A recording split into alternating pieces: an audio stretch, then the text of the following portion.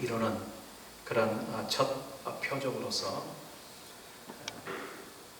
40년 동안 한 번도 걸어보지 못했던 안전뱅이, 그 사람을 베드로와 요한이 성전에 기도하러 들어갈 때에 만나게 되어서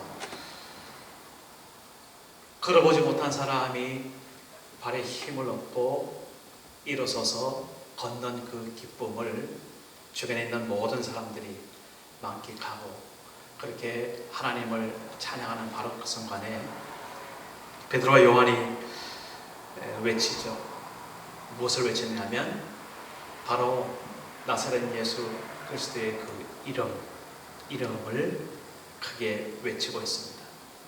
왜 그 이름을 외치는가?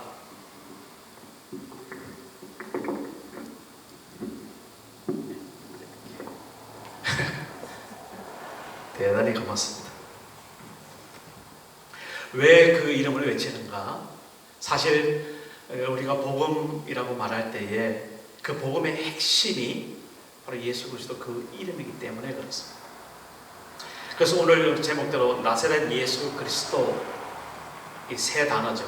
나사렛 예수 그리스도, 이 세 이름의 의미만 분명하게 우리가 잘 이해하고 마음에 담아두고 있어도 언제나 어디서나 우리가 복음을 정말 잘 전할 수 있는 그런 큰 무기가 됩니다.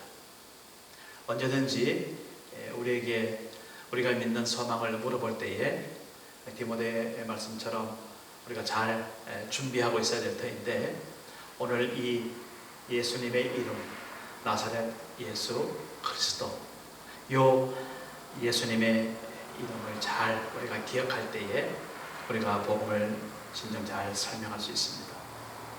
우선 먼저 나사렛이라는 것은 지명 이름이죠. 우리 야고치 포도 이런 것처럼 저 근동 지방의 한 조그마한 마을 나사렛이라는 동네 이름입니다. 왜 그 나사렛이라는 것이 예수님의 이름 앞에 붙었는가? 바로 그 나사렛에서 자라나신 예수 그리스도, 그분을 말하고 있는 것이죠. 다시 말해서 우리가 예수님 그랬을 때 하나님의 아들이시고, 아니 말씀이 육신이 되어 이 땅에 오신 하나님 그분을 우리가 어디에서 경험하느냐면 바로 이 땅에서 경험한다는 것을 말하고 있습니다. 이 땅에서 일어나는 일들을 잘 이렇게 모았을 때 그것을 우리가 역사라고 그렇게 이야기하죠. 그러니까 이 예수라는 그 하나님의 아들이 이 땅에 있는 그 역사 속에서 무언가 역할을 하셨다라는 것을 상징합니다. 그리고 그분 역시 우리와 똑같은 인간으로서 자람의 과정이 있었다라는 사실들을 우리는 분명하게 나사렛이라는 그 이름을 통해서 우리가 알 수 있습니다. 예수님은 우리와 똑같은 경험을 이 땅에서 충분히 하신 분이시다라는 것을 명심하시길 바랍니다. 어떤 사람들은 예수님이니까 십자가에 못 박힐 수도 있고 못 박혔어도 예수님은 신이니까 아프지도 않았을 거야, 고통도 없었을 거야, 그렇게 말하는 이단들도 있죠. 그러니까 잘못된 것이죠. 예수님께서는 이 땅에 살 때 하나님이셨지만 온전히 우리와 똑같은 그런 정서를 가지고 그런 모든 체험을 가지고 그리고 자라나는 그 과정을 가지고 그렇게 자라신 분이시다. 그래서 좀 어려운 말로 예수님의 몸속에 신성과 인성이 동시에 거하신다, 그렇게 우리가 고백을 하죠. 그래서 하나님이 우리와 이 땅에서 있을 때 우리가 똑같은 그런 인간으로서 그렇게 계셨다는 그 사실, 이 나사렛이라는 곳에서 우리가 늘 변증을 할 수 있습니다. 그러고 보면 오늘 우리가 살아가는 이 땅에 많은 사람들이 있죠. 서로 관계를 가지고 살아가고 있습니다. 그러나 나 혼자 살아가는 세상은 아니죠. 나 외에 다른 많은 사람들이 있죠. 마치 그런 것처럼 예수님도 이 땅에 그런 어떤 한 사람으로 오신 것과 마찬가지로 오늘 우리들도 살아가는 그런 삶의 여러 가지 관계와 환경 속에서 만나는 어떤 나 외의 다른 사람, 그 사람을 정말 소중하게 여길 줄 알고, 그걸 인정해 줄 줄 알고, 그리고 그 사람을 통해서 하나님께 기쁨과 영광을 돌릴 수 있는 그러한 삶으로 우리를 인도하는 그러한 하나의 어떤 지표가 바로 예수님께서 이 땅에 우리와 똑같은 인간을 오셨다. 이게 바로 나사렛이라는 것에서 우리가 유추할 수 있고 설명할 수 있습니다. 역사 속에 오신 분, 이조선의 거죠. 두 번째로는 예수라는 그 이름입니다. 마태복음 1장 21절 말씀 그대로 저희 백성을 자기 죄에서 구원하실 분으로 이 땅에 오신 그분을 말합니다. 다시 말해서 예수님은 구원의 중심으로, 구원의 그런 원인자로 우리에게 오셨다라는 목적을 가지고 오셨다라는 것이죠. 그냥 우리 죄인들과 함께 있는 것으로 만족하지 않고 우리 죄인들의 모든 죄들을 하나님 앞에서 용서하실 수 있는 분, 그런 분으로 하나님 앞에 번영을 입어서 오셨다. 그래서 우리가 예수 그 이름의 의미를 늘 간직할 때 우리 구원자 되신 예수님의 그런 권능과 능력이 우리와 함께 있게 되고, 또한 우리도 역시 그런 구원의 기쁨과 구원의 보장 속에서 오늘 하루하루를 살아가고 있습니다. 그리스도라는 이름은 기름 부음 받은 자라는 겁니다. 다시 말해서 보내심을 입은 자, 그런 것입니다. 예수님께서 그냥 이 땅에 오신 것이 아니라 하나님의 그러한 부르심 앞에, 하나님의 보내심 앞에 기름 부음 받은 자로 오늘 우리 앞에 서 있었다라는 것입니다. 그래서 그리스도라는 것은 어떤 대사라는 걸 말하고요, 그리고 어떠한 나라의 영역을 말하고 있습니다. 우리가 예수 그리스도, 그냥 예수 그리스도가 아니고 우리를 구원을 위해서 하나님의 귀한 메시지 가운데 우리에게 몸으로 오신 분, 우리와 똑같은 육체로 오신 분, 그게 바로 나사렛 예수 그리스도, 그 이름 앞에 그대로 함축되어 있습니다. 그런데 오늘은 우리가 이 말씀 속에서 이러한 이름을, 정말 이렇게 귀하고 복된 이름을 뭔가 회방하고 뭔가 방해하고 이 이름을 선포할 때 그것을, 그 사람들을 잡아가두는 그런 모습을 4장 1절에서부터 쭉 보게 됩니다. 사도들이 백성에게 말할 때에 백성에게 무엇을 말하겠어요? 바로 나사렛 예수 그리스도, 다시 말해서 복음을 전하는 바로 그 현장이죠. 많은 사람들이 그 기적이 일어난 그러한 현장을 떠나가지 못하고 사도들을, 제자들을 중심하고 있을 때에 특별히 베드로를 입술을 통해서 귀한 복음을 증거하고 있습니다. 그런데 문제는 그 복음을 방해하고 회방하는 사람들, 그 사람들의 모습을 쭉 성경은 먼저 이야기를 하고 있습니다. 거기는 많은 사람들이 있었죠. 제사장이 있었고, 성전 맡은 자가 있었고, 사두개인들이 있었고, 또 여러 관리들도 있었고, 장로들도 있었고, 서기관들도 있었고, 또 이름 하나하나 거명하는 대제사장들과 그 문중들도 있습니다. 그런가 하면 여기 이름을 올렸는 많은 무리들도 또 주변에 있었던 것을 우리는 보게 됩니다. 여기서 희한하게 갈라지는 것이 딱 두 가지로 갈라지는 거예요. 그 복음의 말씀을 받아들이는 자, 그 복음을 받고 믿는 자로서 그렇게 하나님 앞에 선 사람이 있는가 하면은 그 복음을 배척하고 오히려 회방하고 방해하는 그러한 사람으로 서는 자들이 있다라는 것을 오늘 우리가 보게 됩니다.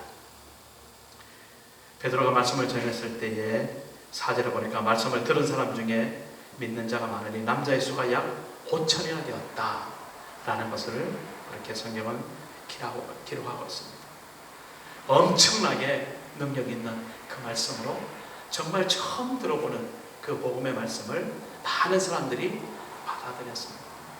그런데요, 여기 가만히 보니까 특별히 이 사두개인들, 예수님의 부활을 거부하는 이 사두개인들, 그 사두개인들이 주등에 나서서 하나님의 복음을 거부하는 그런 장면을 오늘 우리가 보고 있습니다. 사실 이 사두개인들이라는 것은 구약에 뿌리를 두고 하나님을 잘 믿는다고 나름대로 자부심을 갖고 그렇게 살아가는 그런 사람들입니다. 바리새인 이런 사람들처럼. 그리고 또 거기에 어떤 종교적인 권력을 갖고 있었던 그런 사람들인 것이죠. 그런데 왜 그들이 하나님의 이름으로 이 땅에 오신 예수 그리스도, 하나님의 아들로 오신 예수 그리스도, 아니 말씀으로 이 땅에 오신 하나님을 이렇게 거부할 수밖에 없었는가라는 것입니다. 다시 말해서 그들이 가지고 있는 어떠한 성관, 어떤 잘못된 지식, 이런 것들 때문에 복음을 거부하는 그런 모습을 보게 됩니다. 오늘날에도 이런 모습들이 참 많이 우리에게 보여집니다. 이렇게 예수님이 이야기를 하고 함께 있을 때에 우리가 교회 안에서든지 교회 밖에서든지 참 우리가 정말 예수님을 믿는 것이 무엇인지 많은 고민을 하게 됩니다.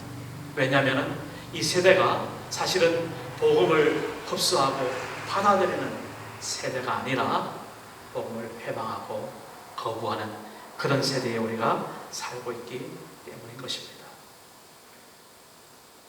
심지어는 우리 교회 안에서도 이 복음을 거부하고 복음을 듣지 아니하고 복음을 왜곡되게 그렇게 받아들이는 그런 모습들이 참으로 많이 있는 것을 우리가 보게 됩니다. 자, 우리가 다시 한번 묻기를 원합니다. 정말 나의 삶이 복음 중심이 되는, 다시 말해서 하나님 중심으로 내가 살아가고 있는가? 아니면 정말 내 중심으로 내가 살아가고 있는가? 라는 것을 하나님 앞에 다시 한번 물어보는 우리들 되기를 원합니다. 진정 복음은 그렇습니다. 우리가 내 중심으로 이기적인 그런 모습으로 신앙생활하는 것이 아니라 정말 하나님 앞에 하나님 중심으로 살아가기를 소망하는 그런 메시지가 성경은 늘 우리 앞에 도전을 하고 있습니다. 그런 도전 속에서 우리가 얼마만큼 타협하고 그렇게 살아가고 있는지 나 자신이 잘 알게 될 것입니다. 그러나 그럴 때마다 다시 한번 우리가 복음 앞에 서서 엄정하게 하나님 말씀 중심으로 다시 돌아와야 하는 그러한 사명을 오늘 우리가 마지막 12절 말씀에서 다시 한번 기억하게 됩니다. 12절에 이런 말씀이 있어요. 다른 이로서는 구원을 받을 수 없나니 천하 사람 중에 구원을 받을 만한 다른 이름을 우리에게 주신 일이 없음이라 하였더라 라는 것입니다. 왜 말씀 중에 해필 이 말씀이 있어가지고 여러 사람들과 부딪히게 하고 또 다른 종교들과 싸우게 하는가 말하는 사람들도 참으로 많이 있습니다. 진리를 잘 분별하지 못해서 우리가 말하는 것이죠. 그러나 정말 우리가 진리 가운데 있을 때, 우리가 복음 가운데 있을 때에 그 진리는 정말 단순하죠. 그리고 선명하고 분명합니다.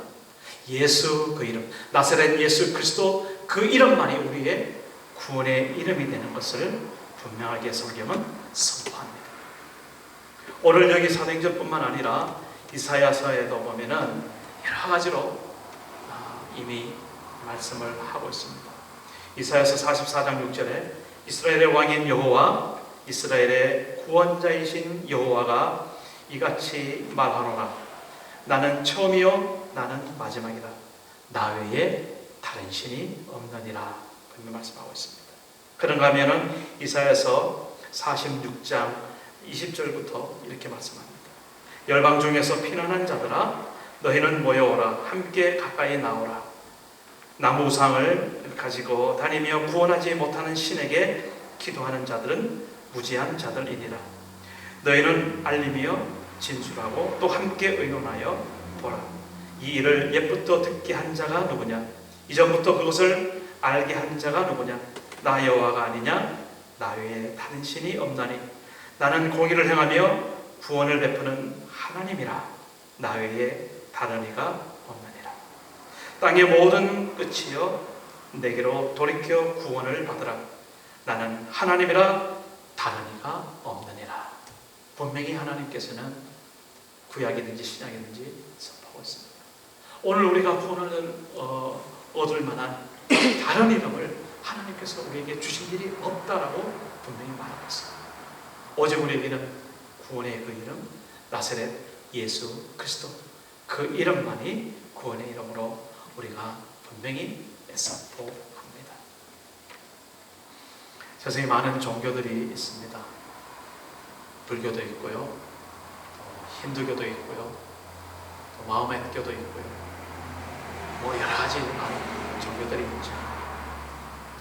그런데 오직 우리 기독교는 분명하게 오직 구원을 이룬 우리에게 주시는 그 이름은 예수 그리스도 그분이라고 말씀을 하고 있습니다. 다시 말해서 나사렛 예수 그리스도 그 이름으로 우리가 하나님 앞에 구원을 누리며 생명을 누리며 하나님의 영광을 위해서 살아가는 그러한 우리들의 삶을 성경은 말하고 있습니다.